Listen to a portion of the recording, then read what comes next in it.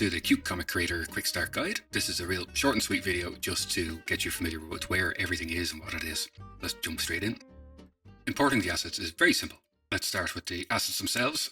If you can't see your assets panel floating or in one of the sidebars, just go to Window and down to Assets. Then you want to click on the hamburger menu, Import Assets, browse to where you have the file saved in the Assets folder, and hit Open, and that's it, you're done. The brushes is exactly the same process. If you don't see your brushes panel, go to Window, down to Brushes, click on the hamburger menu, import brushes, browse to where you have those saved, and hit Open. The process is the same on Mac and PC, and you can also do this from Affinity Designer on the iPad as well. And just in case you don't know where those panels are, here is the Assets panel on iPad, and here is the Brushes panel on the iPad. One little tip that might be useful is you're able to change how the assets are displayed. If you click on the hamburger menu in the Assets panel, you can choose to show it as a list or to just have the assets without any text description. I find that sometimes the display is a little bit buggy in Affinity Designer, so this can be a good way around it in that you can see all the description names. You can also change the background color to light, dark, or checkerboard as well. And the stars of the show, they're got to be the characters. So let's open down the full characters. Yeah, so these are just a quick start for you, if you like, where we've already put together some of the combinations of heads, expressions, bodies to create complete characters. Obviously, you can create your own library of these yourself, but these just can be really useful just to get up and running. So yeah, you just literally just drag and drop them onto the stage, position them wherever you want, resize them. And obviously, these are still fully editable. You can go in and change the expressions, swap out bits of the bodies. That's it. Like if we go into any of the characters, we'll see that there's a group that's containing the head, that's containing the pose. And then within that, we've got the individual parts. So you can even go in and kind of tweak these a little bit if you want to very slightly change some of the poses yourself, or if you want to put something inside their hands, or, whatever it is that you're trying to do. The individual characters all have the same poses and the same head rotations, just so that they're a little bit easier to follow from one to the other. So you can choose if you want for example, the red panda to be looking a little bit down to the side, or completely down, or looking up. Similarly, pick a body.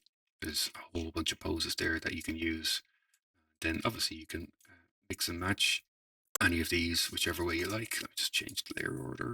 It's just a case of using whichever pose, whichever head rotation you want as a starting point, and then getting in there and tweaking it so it's exactly how you want it. Okay, so here's a practical example. Sometimes you want to change the order of things. So let's say we've got the hands on face expression, and let's just take a neutral central mid pose for the head. Now, if I go to drag this on top, obviously the hands are behind the head. We don't want that. But if we send the head behind, it's now behind the body. So this is where we just need to do a little extra step just to get everything working the way we want. So if we open out the body, we'll see that we've got the individual arms, the body, leg left, leg right, and so on. So we can actually go, and probably the quickest way is to drag the sheep's head inside the group and put it in the order that we want. So we want it to be above the body but behind the hands. And now if I position it, you'll see that it goes in there exactly where it's needed. So that's probably the easiest way of going about doing that. You can also go in and group the different elements and move them around, change the layer order whichever way you need to, and then construct them like that. But sometimes the simplest approach is probably the best, of just putting them in the order that you want all inside the one group. Similarly, if you wanted to put something in their hand, you would do the same thing. You'd put it into the group, you'd put it in the correct layer order so that it appears exactly where you want it to be. Now let's have a look at the expressions. Open it up, and okay.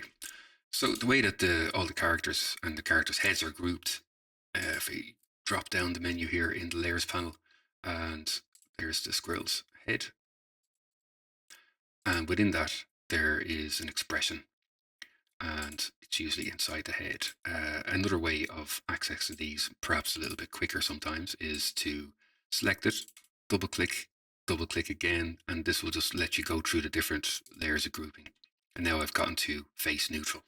So I want to swap that out. So with that selected, let's say we're going to make him look a little bit annoyed.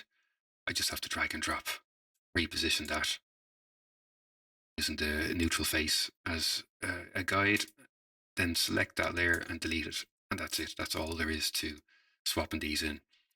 So you can drag and drop and then copy and paste it into the right position in the layers, but usually it's a lot easier if you select the layer where you want it to go and then put it in there.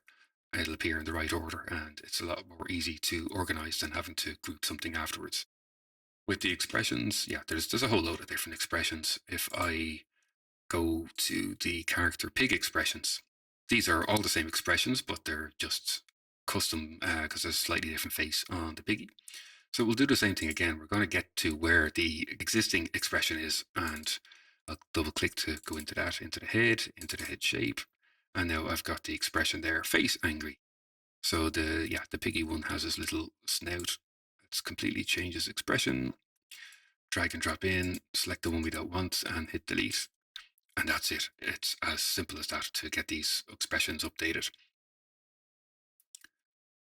Next up is the panels and artboards. These are very simple. They give you just a little bit of a speed bump when you're putting stuff together, I guess. So there's individual panels. These are done as rough ones. You've got other ones with baked corners. I'll show you what that means now in a second, but if we resize this, the corners stay the exact same curvature. The live corners are a little different if we're able to resize the panels, and the corner radius is going to stay exactly the same. And there's a large version as well. Now, these ones with the live corners, you can actually edit them with the corner tool. If you press C or go to the corner tool up here, you'll see that the nodes appear. You're able to click, drag to select them, and then you can change how rounded they are. Can be useful, or you can enter a value straight here into the radius. So now when you resize these, they're all going to be consistent. Now, there's also pre-made artboards. So we can drag entire artboards to the canvas, and that already has the panels set up inside us. So there's a couple of different styles, a couple of different layouts, and they may be useful just to give you, again, just a quick jump start before you go placing your characters in. There's also a little bonus asset in here for color swatches. If I drag it in, it's just some of the colors that we've used putting together and testing out Qt Comic Creator. If I select one of the panels and then use the eyedropper tool, which is I can then go and click, make sure I'm setting my fill, not my stroke. I can go and click up here and change it. Same again, pick a different one, I for the eyedropper tool. And it's just another just handy way of going about putting these together, just that little bit quicker. And that's it. That's all there is to these panels. Let's have a look at the speech bubbles. You'll see that we can drag out a bunch of different styles, and they're set up to be like left side, right side, but they're all completely editable, as we'll see now in a second. Let me just pick one of them, get rid of these. So if I go over to my layers panel, I'll see the group. I can double click it to open up the group, and I've got my text layer there, so I can go in and edit that. Now, if we look at the actual shape itself, one of the really useful things in Affinity Designer is the ability to create compound shapes. And you've probably seen before, if we draw a couple of shapes, we can select the two of them, and then in the geometry functions, we can choose to merge them or subtract one from the other or intersect, so on and so forth. If we apply that, we end up with one complete shape.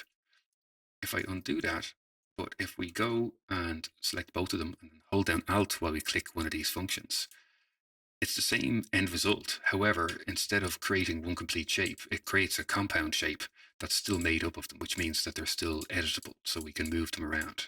And if we select the top compound shape, we can go and recolor that, add stroke, all the usual stuff, and all the changes happen to the overall combination of the shape. Let me delete this. So that's the same principle for the compound shape on the speech bubble. So speech bubble compound, open that down, we see there's the triangle for where it's pointed at whoever's talking, and then the shape in the background. So we can go in and just grab the triangle, rotate that, and everything merges. We can change the size of the oval to fit whatever length of text. If we have something that's a little bit longer, we can do that as well.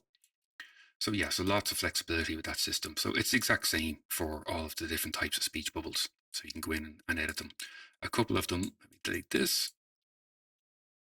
The thought bubble, if I double click to go into the group, double click again to go into the compound shape, you'll see that this is actually made up of several smaller shapes.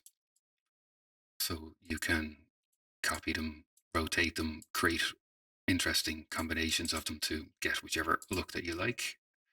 And obviously we can move these around as well, rotate them, transform them. Yeah, so that's pretty much it, nice and straightforward for the speech bubbles.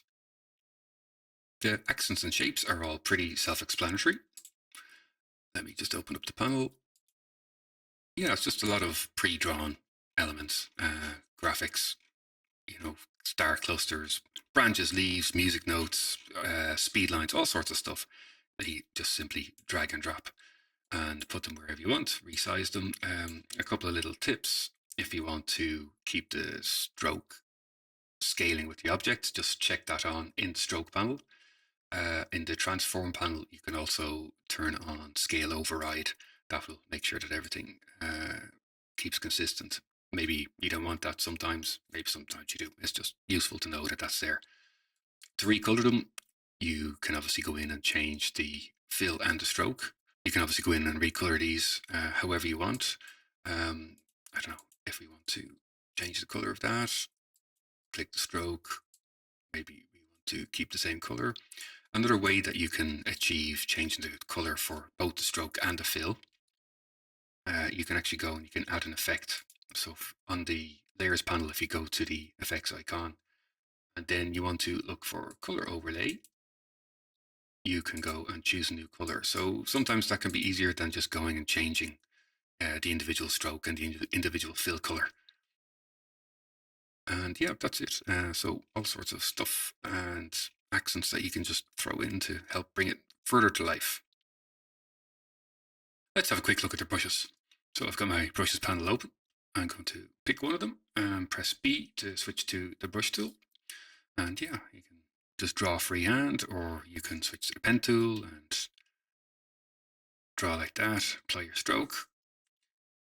Nice and simple. Now, these brushes, they come in two different sizes. We've got all the main ones, and they're all the same brushes, but with the fine. The whole point of this is when you take our existing assets, if you want to draw new props or new additions or new characters, that you know that when you draw them, they'll be at the same size, the same line thickness, so they'll all look nice and consistent. Obviously, you can still go in and edit the strokes. You can change the thickness, use my square brackets tool to change that, and yeah, so you still have the full editability. You can also switch between different stroke types for different kind of flavors. So there's nothing too wild or wacky in these, but there's more than enough to get you up and running and be able to do the cute cartoon style. On top of that, you can also turn on the pressured strokes if you have a slightly different style that you want to go for. So if I, again, pick my brush tool, press B, pick one of the brushes. If I draw like this, you'll see that the line is all in a consistent thickness.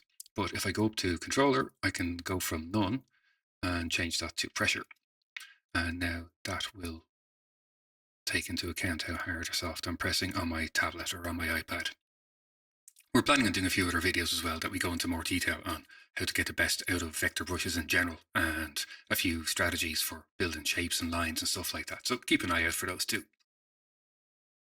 Now let's have a look at the tiling paper textures. I absolutely love these, and I use them on all sorts of stuff, even beyond the comic creators. Okay, so if I just drag and drop one, there's three different types. One is grainy, one is aged, and one is plain, and they all have a slightly different character and flavor. Now you can adjust the opacity on the layer in order to reduce the strength of the effect, but I'll leave it there. It'll be a bit more visible on the video. If you want to resize it, you obviously can. Let me select that. You'll see that the texture doesn't actually skew or stretch or squash or anything like that. It just adapts to the area that it's going to cover. If you want to stretch it without keeping the proportions, if you hold down Alt and then drag on the side, that will do it. But you'll see that the texture hasn't skewed or anything like that. It still looks good. It just adapts to repeat perfectly so that it covers every bit of it seamlessly. Yep, so I'll delete that one. I'll drop in, let's try it. There's an aged one. Again, I'll reduce the effect just a little bit, but that can add a little bit of warmth and, well, aged look to it. And the last one is a plain one, which is pretty subtle, but it does make a difference. If we toggle it on and off, you'll see it goes from looking quite digital looking to having a little bit more analog warmth, if you like. One other tip that I'll give you on these is to put a solid color on the background. It's very subtle, but if I toggle that on and off, the interaction with no color in the background is very slightly different. I'm not 100% sure why that's the case with Affinity Designer, but yeah, so I do suggest that even if you have a white clear background, that you put in a solid color in it as well. So that's the tiling paper textures. So that's pretty much it for the quick start guide. It's just a quick run through of where everything is and what it is so that you can get more stuck in. So I recommend that you actually go and watch the full process tutorial that's there as well, so you'll get to see everything used in a practical way.